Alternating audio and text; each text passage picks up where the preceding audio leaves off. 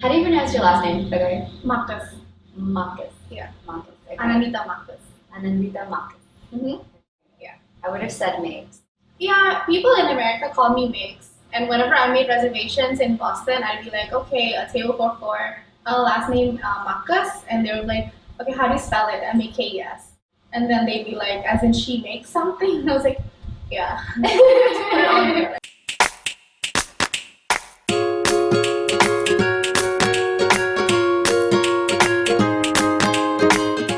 Today we're in Jakarta, Indonesia, speaking with female millennial entrepreneur Anandita Marcus. So thanks so much for taking the time. You're welcome. I'm really happy to meet you and have you on the F show. And well, I just wanted to start off with asking you about your journey. I want to know how you got from pre-entrepreneur to entrepreneur. Okay. And yeah, anything that you would share that you'd like other women to know about your journey. Okay, so I was born and raised in an entrepreneurial home. Like ever since I was small, my dad always taught me like you have to be independent and you never have to rely on anybody. And then at the end of the day, you have to make a life out of yourself.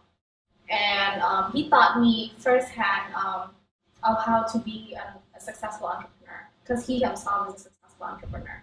So ever since I was small, I've always had that values ingrained in me. Like I want to be an entrepreneur. I want to be a person who stands up on my own, and then I want to be able to be a blessing to other people from my job. So it started in school. I graduated high school planning to take psychology and education because I've always had this passion about teaching children. I love kids. Aww. So yeah, I went to Boston, got a scholarship, and I was an early childhood education major. So you were set to be a teacher. I was set to be a teacher basically, and until today, it's still a passion of mine that I know I will pursue. So, and then in Boston, and then my interests kind of shifted from being a teacher into learning about psychology in general. Learning was because back in Boston College, they put too much emphasis on Massachusetts law and regulation, and I know I'm going to go back to Indonesia. So, as much as I love being an ed major there, I wanted to do something more general. So I switched to applied psychology and human development. So more like organizations and then human behavior and human organizations and more like companies, businesses, so basically more practical. And then I've always loved econ. So I did a double major in econ and applied psychology. And then coming back from Boston, I spent 1 year as a financial associate. I was working for one of the big four companies in Jakarta as an evaluation associate. So I was a corporate, not slave, because I like my job. I was working in the corporate world for a year. And then, but all this time, I have one passion that I can never, deny, and I know it's always there, and it's food. So even when I was living alone in Boston, I would cook food and then I would serve it to all my friends and all my close friends and host parties and stuff like that. So I've always wanted to be in the industry of food. So after I quit my corporate job, I joined my parents' company as a food and beverage associate. And they gave me the opportunity of having my own bakery. So I started a bakery from scratch. I did the whole concept. I designed the exterior as well as the interior. I made the recipes of the bread and the tarts. And then I did all the costing myself. I hired people myself. So that's my very first time of being an entrepreneur. Basically doing business all by myself from zero. So that's that. And then my bakery's still running, by the way. You should give it a go. And then want to go. Okay, definitely. And then I also work as a food and beverage associate with Plataran, the restaurant that my parents own. I work as an associate, so I help with the day-to-day operation and then with the quality control. And then my latest project is my very own Italian restaurant. And I've always loved Italian food. And if someone asks me what's your favorite food to eat and cook, it would be Italian food. So this is something very close and dear to my heart because it really speaks out who I really am and my passion. And it's tough, a lot of challenges here and there, especially considering the fact that I'm actually a new player in the industry, and then like I take on all these projects like all at once. So you're an associate from one restaurant. Yeah. You have a bakery. Yeah. And you're opening a new restaurant. Yeah. All within what time frame? So everything started last December. How do you manage to do all these 3 projects at once? It's about priority. Like I've always been taught to prioritize, and I feel like not only is it a skill, but it's like, it's something that you have to have in your life. Like it doesn't apply to your job only, like to your personal life, even with your family or friends. Prioritizing is always important. So that's how I manage all these projects. Like I just prioritize, like maybe this time frame I'm going to focus on developing the menu, and then next week I can focus more on the costing because I already know the menu. So and then you make a lot of plans based on that priority. So yeah, even though it's like a lot of projects, I'm really tired too, but I wouldn't trade it for the world because I learn so much. I have so much fun, and most importantly, I feel like I get to do what I really love to do. Yeah, and that is what I wanted to ask you about in terms of how does entrepreneurship and owning these restaurants and starting to run with them help you do what you love and live the life you want to live? Okay. Being an entrepreneur allows me to express my ideas with less limits. I mean, you like it or not, if I work under someone, then I have to go with certain procedures and certain standards. And being an entrepreneur, you kind of set a life you want to live. And this is what I want, this is how I want to do it, and this is how I'm going to get it.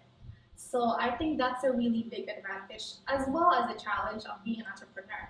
Because you want to be able to stand up on your own, but at the same time, you might be afraid that standing up on your own, you won't be strong enough, or you'll be like, you face a lot of challenges that you think you cannot face. So that's that.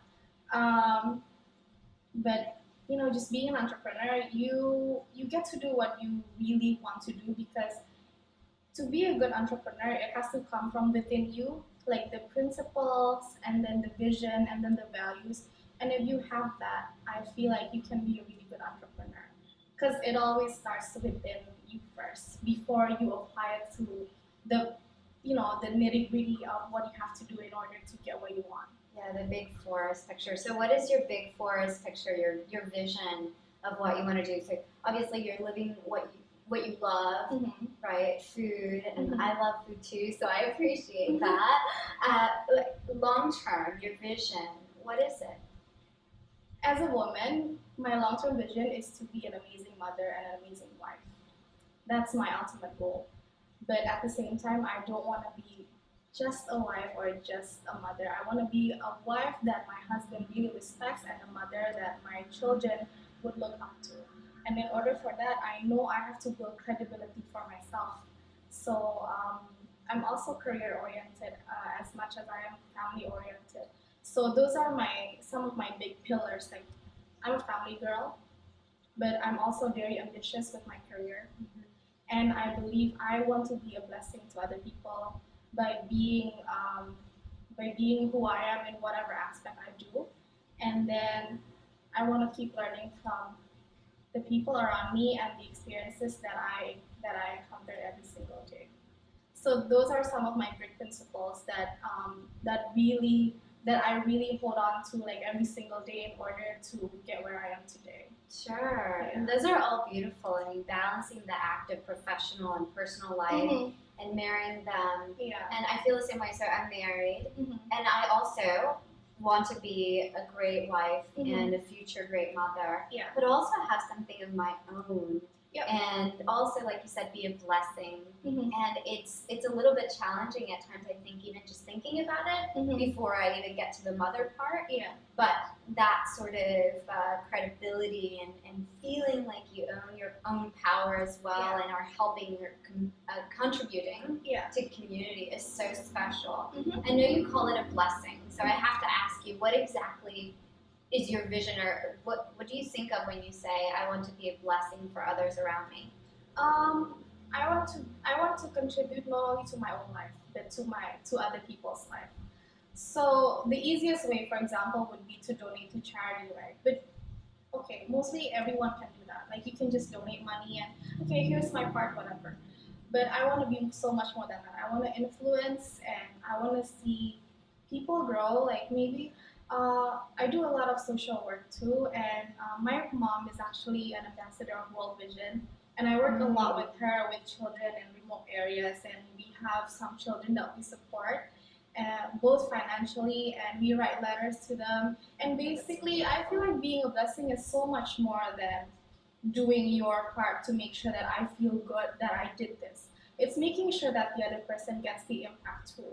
So, for example, in my bakery, we have an American customer that comes in every week. Like I think every Tuesday she comes to my bakery to get her croissant and her. I think her favorite is the apple tart. Ooh. And then when she first came, both my staffs didn't know how to interact with her because both of them didn't know how to speak English, right? And then so one day they told me, okay, Ibu, there's this one bule customer, and she always comes here, and maybe you can teach us a little English, so we can like communicate with her. So I taught my staff like little English, like conversational English, and I feel like of course, it's a blessing for my company because I have a regular customer that keeps on buying my bread and pastries. But looking from another aspect, it's also a blessing for my staff because they get to develop themselves, they get to expand their talents, and they're like really, really good learners. So I think like being a blessing is so much more than contributing to your own life, but seeing other people's life change because of yours.